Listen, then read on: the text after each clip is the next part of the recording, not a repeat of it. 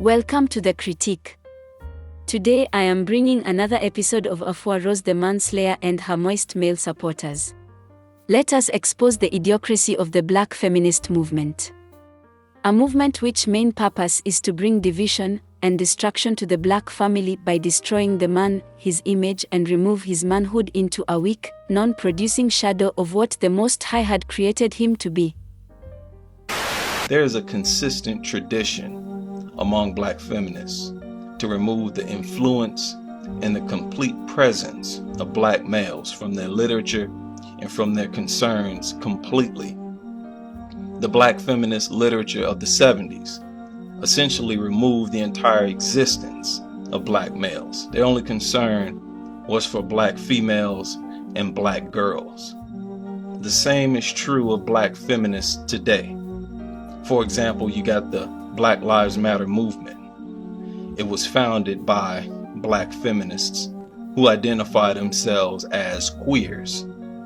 Now I want you to look at the Black Lives Matter website and you tell me, where in their literature do they express concern for Black males or Black boys?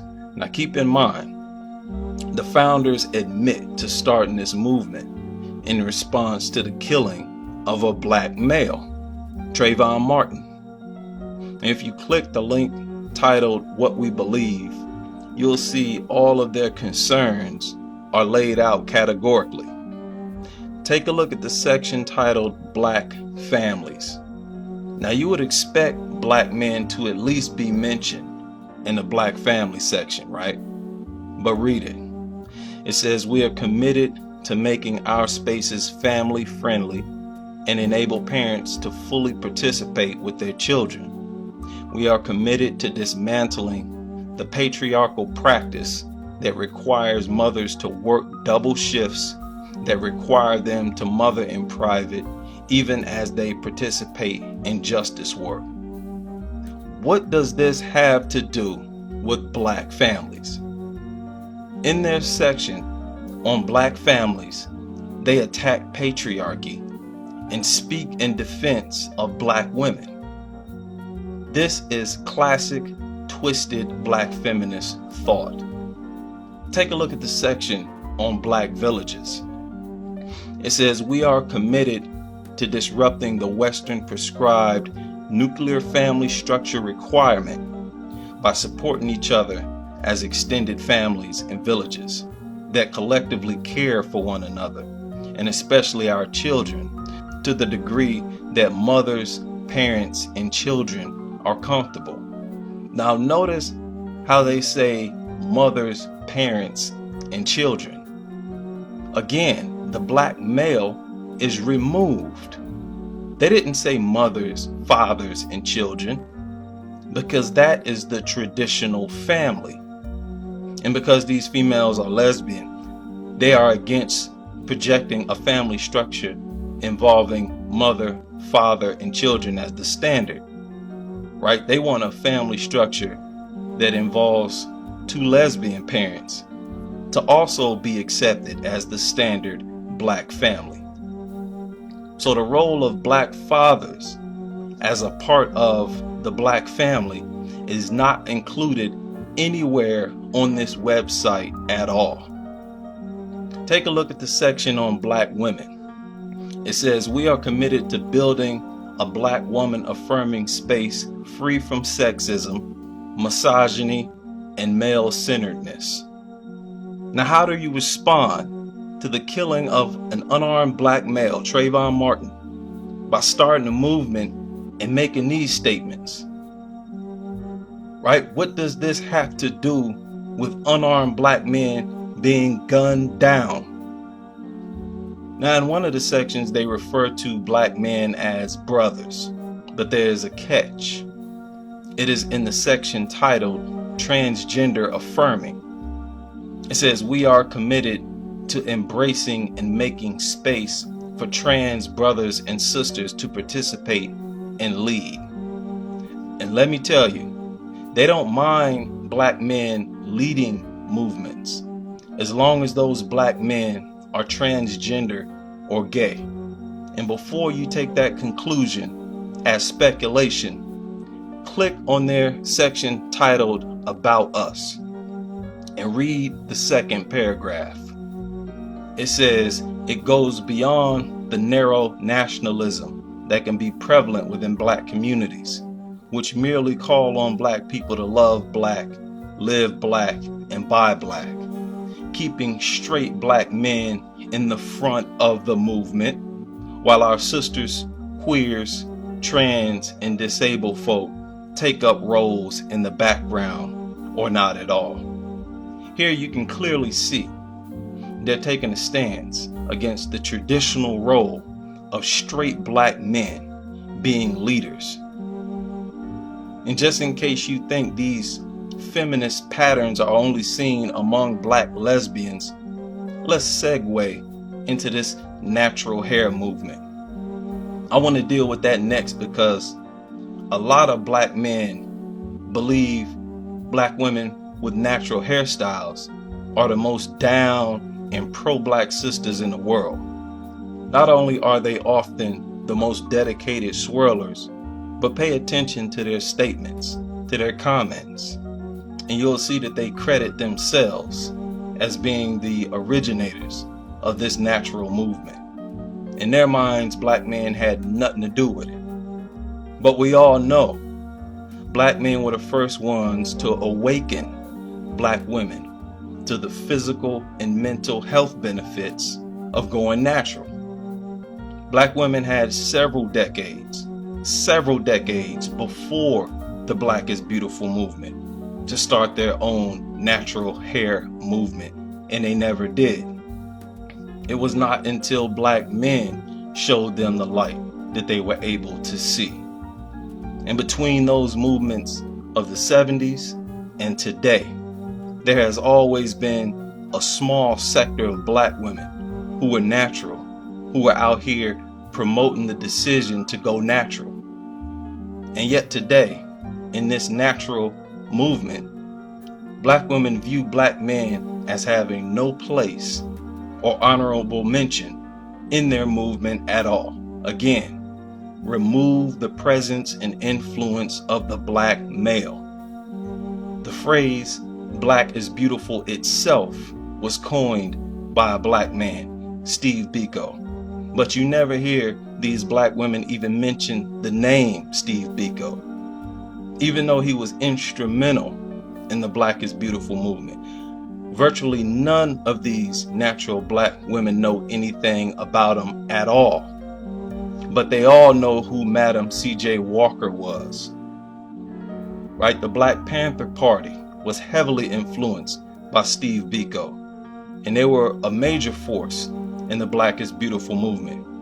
They would travel city to city promoting black beauty, placing black women at the forefront of these movements.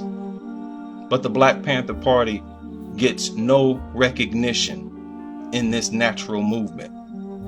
And the only time they give recognition to the Black Panther Party is when it is treated as a circus, as was seen in Beyonce's halftime show.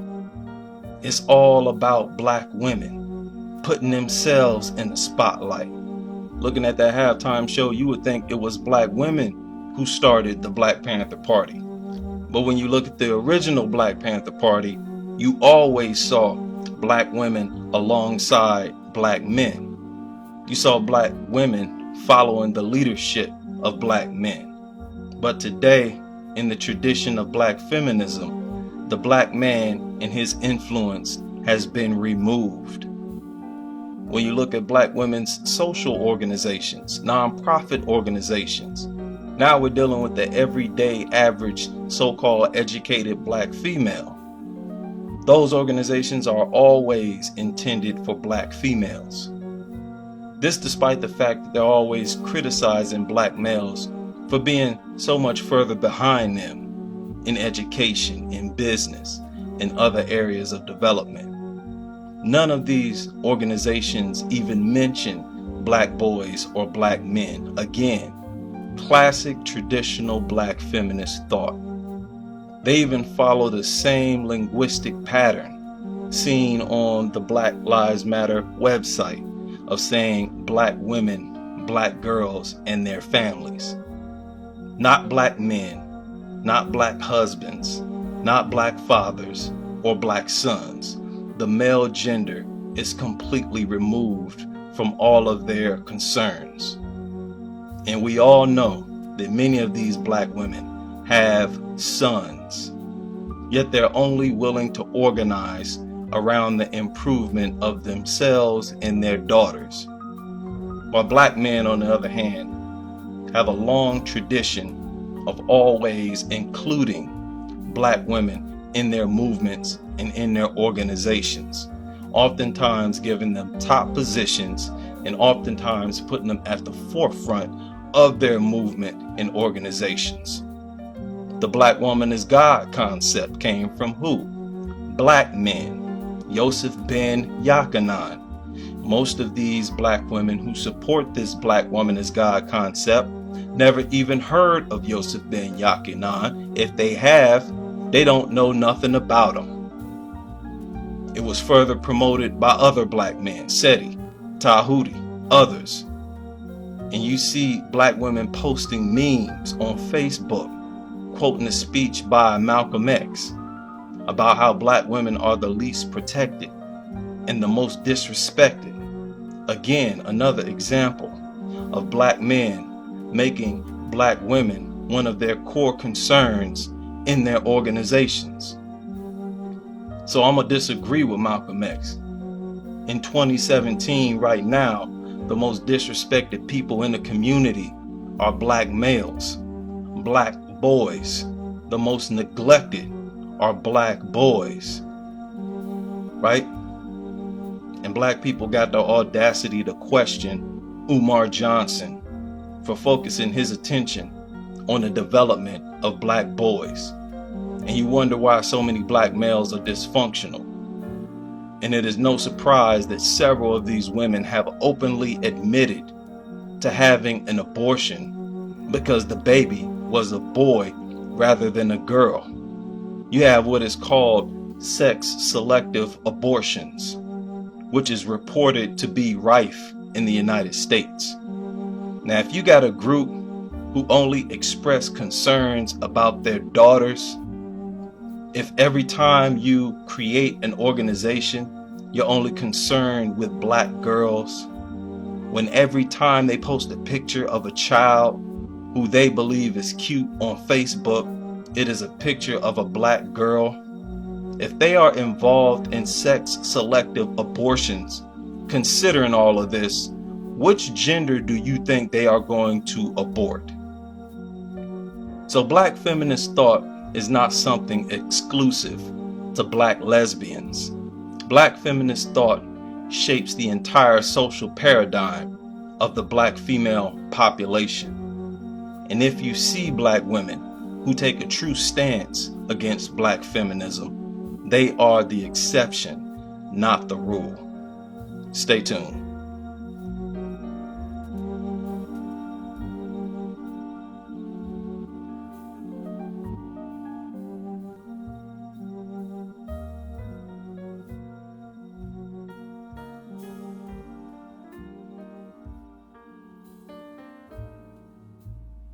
Like many isms before it, communism, religions, cults, feminism seeks to dismantle the traditional family unit for its own gain.